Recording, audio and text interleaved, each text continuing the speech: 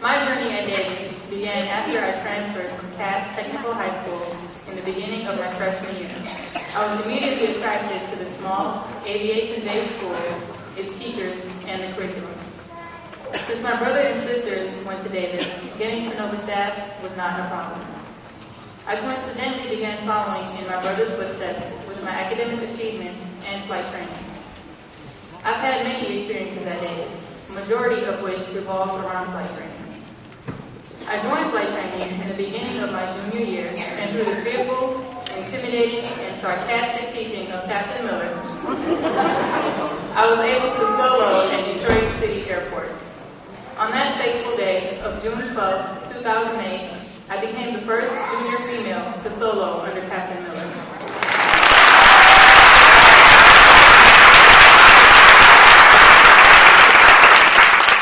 On that day, I proved something to myself and to others. Girls can fly.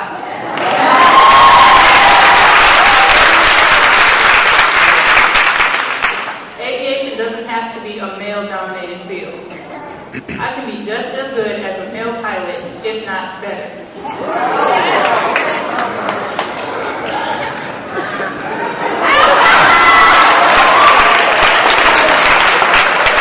Along with my solo pilot sister, Ashley Daniels, I began inspiring other girls to become interested in aviation.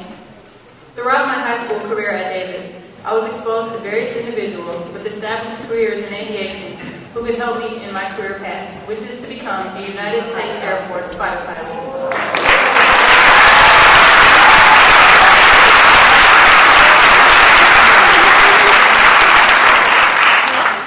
I am honored to introduce our keynote speaker, Dr. Woodrow Whitlow.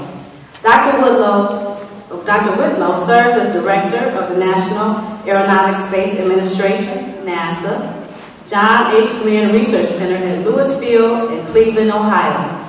There he is responsible for planning, organizing, and directing the activities required to accomplish the missions assigned to the center.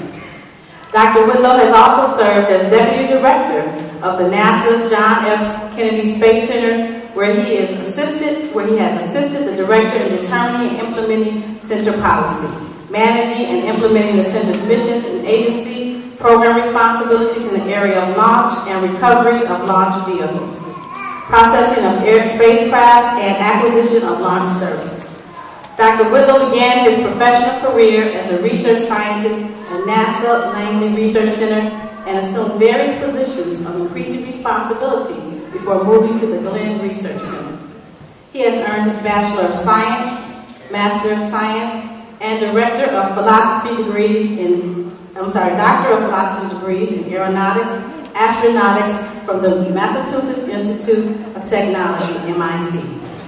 He has written nearly 40 technical papers, received numerous awards, including United States Black Engineer of the Year in Government, NASA Exceptional Service Honor Medal, NASA Equal Opportunity Honor Medal, the Institution of Mechanical Engineers William Sweet Prize, and a presidential rank of Meritorious Executives, and the American Institute of Aeronautics, Astronautics named him an Associate Fellow.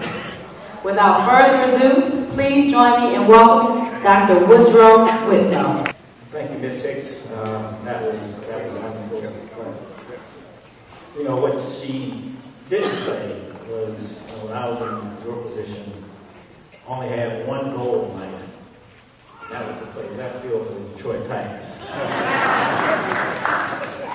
And that all changed when I was at MIT and I was on the baseball team, and we went up to the University of Maine to play. And they had insult to injury. They made us shovel the snow off the field before the game. And by the end of the first inning, we were down 12-0.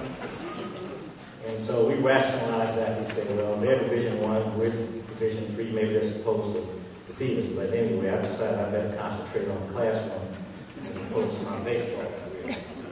And so that gets us here today. So first of all, I want to thank the students and the faculty of Davis Aerospace for the opportunity to be part of the 2009 commencement program. And particularly want to thank Ms. Hicks and Ms. Parham Jones for today's invitation.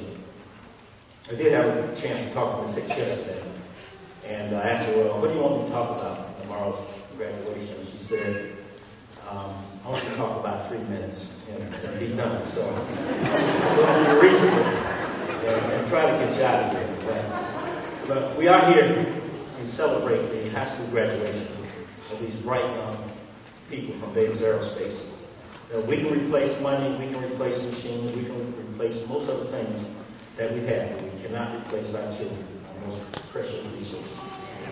Your parents, your teachers, your principals, your counselors, and many others have sacrificed so much to get you to this day. And we truly are proud of you. And you're special because you represent hope for the future. And it's a wonderful and exciting future that you face. It's a future that's going to be defined by nanotechnology, neurotechnology, information technology, and also biotechnology. It's a future that's going to feature revolutionized aviation systems, artificial brains instead of computers. You'll see the human body on a chip, and new rockets for humans and machines to explore the universe. There are new worlds to explore, and new knowledge to gain and share. America has a vision to return humans to the moon and prepare to explore places like Mars and beyond. So it is an exciting time to be young and an exciting time to be alive. So this vision is our community's vision too. And we have no choice but to be leaders in it. And we have to fully engage our minority population in making this vision a reality. In fact, that's the only way that we can make this vision a reality, is with everybody making a contribution. So President John Kennedy, way back in the 60s, said, no nation that expects to be leaders of other nations can be behind in this race for space. And to that I add that no nation that expects to be leaders of other nations can have less than full participation from all members of its citizenry, not just certain populations. That's why it's important that we contribute in all areas. It's important because revolutionary discoveries will occupy a major portion of the global economy, and whoever leads in discovery and innovation will lead the economy. The United States has been a leader in virtually every important and transformative technology since the Industrial Revolution. But that's not necessarily the case for the future. The world's not going to stand by and just let us lead.